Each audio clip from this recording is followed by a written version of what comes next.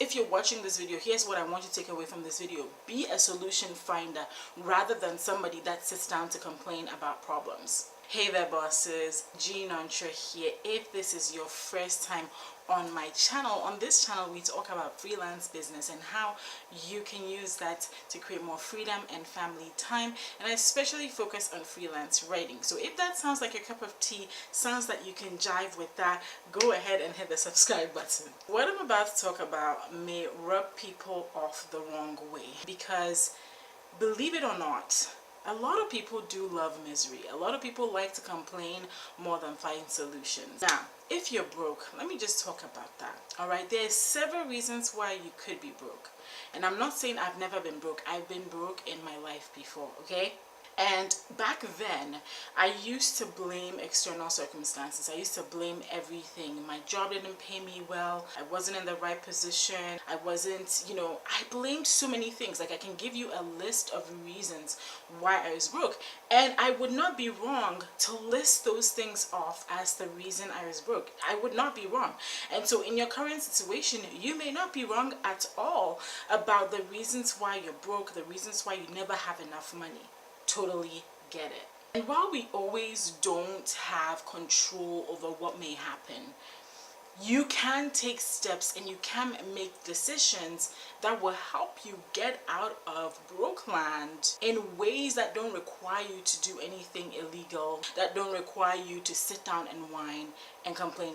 And in this video, I'm going to share with you the tactics that I started employing 3 years ago that allowed our family to get out of broke land, number one, and which has also allowed me, upon losing my job this May, to still stay afloat in spite of the fact that I've only been working from home and concentrating on working from home and mostly working just a few hours per day. So let's get to the good stuff, shall we? First things first, freelancing is one of my favorite business models because you don't need an audience. A lot of the ways to make money online are like, you have to start a blog, you have to start a YouTube channel, you have to build an audience, you have to build influence, and then you will make some money. However, with freelancing, you don't need an audience, you don't need a YouTube channel, you don't need a blog, you don't need to go buy inventory. It is one of the cheapest businesses to get started with. All you need is you as a person, some time, and a sellable skill. That's pretty much all you need. As long as you have a sellable skill, you have some time that you can fit in your day to do this work, you will be able to get started freelancing. Step number one to starting a freelance business is number one, to find a skill or pick a skill. All right, so picking a skill really will depend on a lot of things. You have to think about your natural strengths. You have to think about things that you learned in school, things that you were good at in school, things that you've naturally done, things that you've done before. A combination of these things can give you an idea of what skill you can sell. I use myself as an example. I have a lot of education, okay? I had 2 bachelor's degrees and a PhD. What does that mean? That means that I've written a lot of papers in my life. And then, naturally, I'm somebody that does like to write. Like, I'm a nerd like that. I like to write. I like to think of creative ways to put words together. Alright? So, when the time came for me to start freelancing, writing was a super easy segue, was a super easy thing for me to start offering. Now, of course, I've had to improve upon my craft over the years by taking courses, by reading more, by learning more about the subject matter I want to be an expert in when it comes to writing. But basically, it just started with me taking a look at my education, taking a look at my skills, even taking a look at my natural abilities, and then using that as a way for me to start getting clients.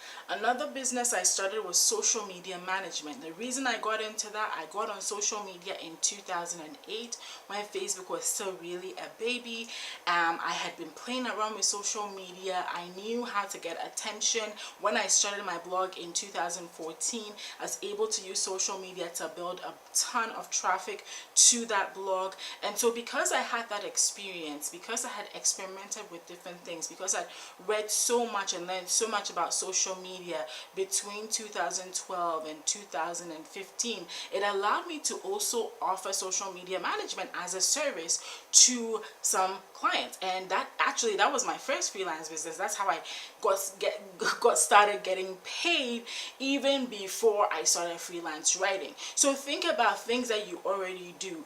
Are you on Instagram? Are you on YouTube? You may know how to do some of these things. How can you package that into a service and sell it to somebody? So the first thing you need to do is, I want you to sit down and evaluate your experiences, your education, work that you've done before, things that you play with. How can you offer that as a service? And if you're looking for like a list of like 20 different skills that you can learn and make money with, I have a blog post below this video I want you to go ahead and check out, and there is a list of 20 different skills that you can learn and offer as a service. Number 2 is, now that you've picked the skill, find clients. Okay, so now you're gonna find clients. And I got a really interesting question recently where somebody was asking me, do I think writing websites, because I talk mostly about writing now, do I think writing websites, or where you bid for jobs, places like Freelancer or Upwork, these kind of places, if those are good for finding clients? I've done a video on whether Upwork is worth it. I've kind of answered that question on this channel before, but I'll say it again here, is I think that when you're just starting out, when you're beginning and you want to build a portfolio, you want to get some samples in, some of these websites can be helpful. However, I don't even use those websites anymore. These days, I leverage my connections. I use LinkedIn. But gee, we don't have connections. Okay, gotcha. You don't have connections. I also didn't have connections before. You build connections. So go out there and start building some connections. So where do you go start finding clients? You can really find, I want you to keep this in mind as a freelancer. You can find your clients anywhere. Of course, there are certain places where they're more likely to hang out. And so for instance, on LinkedIn, I know that there are people who are constantly looking for freelance writers. There are people that are constantly chancing upon my LinkedIn profile and asking, hey Jay, could you help me write this thing? So that's one way that I am beginning to actually find clients more recently. You can leverage your personal connections. So go to in-person meetups, go to events, and find ways to connect with people, and then let people know. Let your family members know, let your friends know, let people know that you are a freelancer. Let them know that you're a graphic designer. Let them know that you are the freelancer that you say you are. A candle that is lit is not going to give light in a room if you hide it under a couch. No, the couch is gonna burn down. So you need to be somewhere visible where people see that you have skills and where they can hire you. So that's the second step, is to start finding clients and think of the entire world as the place where you can find clients. And then once you find your clients, do a great job. Okay, do an amazing job.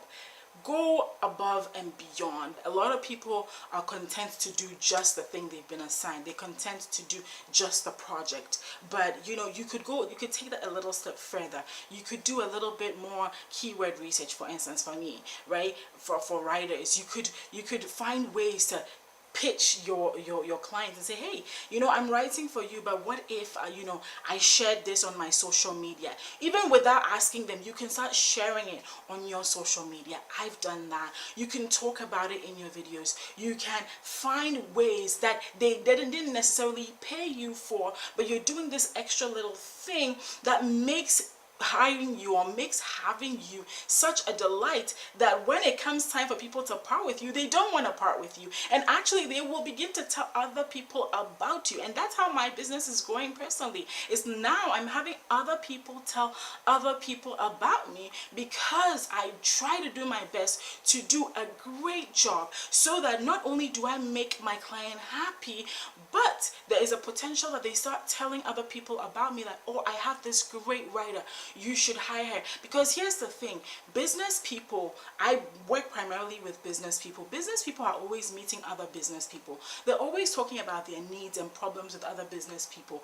And so if somebody is like, oh, you know what, I just have this thing I want to get written, but I don't have the time or the energy, and I have a client who is in that conversation and who is really happy with my work, what happens? That person begins to recommend me. The true story, try to do a great job, go the extra mile, do something a little extra. Now, you know, sometimes I do realize that you're like, oh, this person's only paying me this much and you're asking me to do a little extra. Here's the thing. Do you wanna get out of Brooklyn or what? Like, you want to get out, right? So do something. I'm telling you what works. Do something extra, and this is going to help your name and your brand spread. And then last but not least, perfect your skill. Software is always changing, tactics are always changing. Be abreast with what is going on in your industry. You know, you don't want to be using, for instance, I do a lot of writing, content marketing. I think I've said that like 100 times now, right? And so for example, for me as a writer, it's important for me to know, okay, what is working with Google these days? What is the word out there about SEO? What's the word out there about social sharing?